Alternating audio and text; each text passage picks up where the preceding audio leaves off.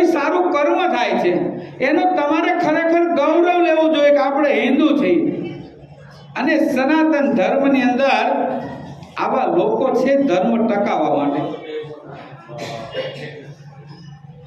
સૌરાષ્ટ્રની અંદર જાઓ, આપણે કોઈ ધર્મ સ્થાનની અંદર જાઓ, તમે ભૂખા ન આવો. જલારામ જાઓ, વીરપુર જાઓ, બગદાણા જાઓ, હતાધાર જાઓ, ગમે ત્યાં જાઓ. પેલા ઘણા લોકોને સ્વામિનારાયણ સંપ્રદાયની ખબર નહોતી કે આ તો બધા ભેગું કરવા વાળા છે. પણ આજે તમે સ્વામિનારાયણ સંપ્રદાયના મંદિરોમાં જાઓ ને, ન્યાય અનક્ષેત્રો હાલે છે. આપણને ખબર નથી એટલે આપણે નિંદા કરી છે. આવા મોટા મોટા અનક્ષેત્રો ન્યાય ચાલે છે. પણ જ્યાં જ્યાં સારા કર્મો થાય છે ને ન્યાયના વિરોધીઓ દાદા છે.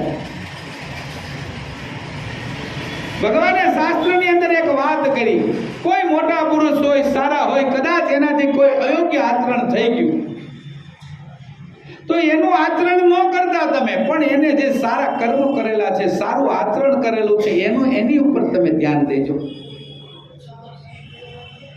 કદાચ ભગવાનની માયામાં કોઈ આવી જાય, ભગવાનની માયામાં કોઈ લપેટાઈ જાય, બની શકે કળિયુગ છે, તો કે તમે એનું નબળું કર્મ હોય ને એની સામું ન જોતા, પણ એને કેટલા સારા કર્મો કર્યા છે એની સામું જોજો. વાત મારે એ કરવી છે કે હમણાં આપણા ઘણા બધા ધર્મ સ્થાનોની પાછળ હિન્દુ ધર્મના લોકો પીડ્યા છે.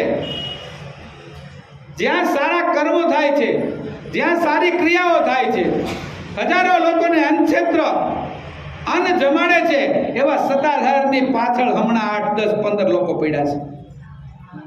વાત મારે એ કરવી છે કે આપણે હિન્દુના દીકરા છીએ, સનાતની છીએ, અને સનાતન ધર્મની ઘોર ખોદવા માટે આપણે ઉભા છીએ.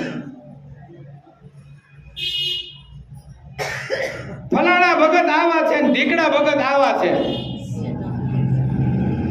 હમણાં બહુ આ ચર્ચાનો વિષય સત્તાધારનો બન્યો છે. અમુક મીડિયા વાળાઓ જે જાણતા નથી સત્ય હકીકત, એની વાત કરું છું હું.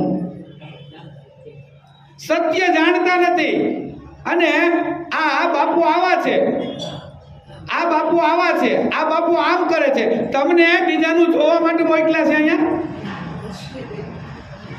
તમને ભગવાને મનુષ્ય જન્મ આપ્યો છે બીજાના કર્મ જોવા માટે આપ્યો છે? તમારા જીવનું કલ્યાણ કરવા માટે તમને ભગવાન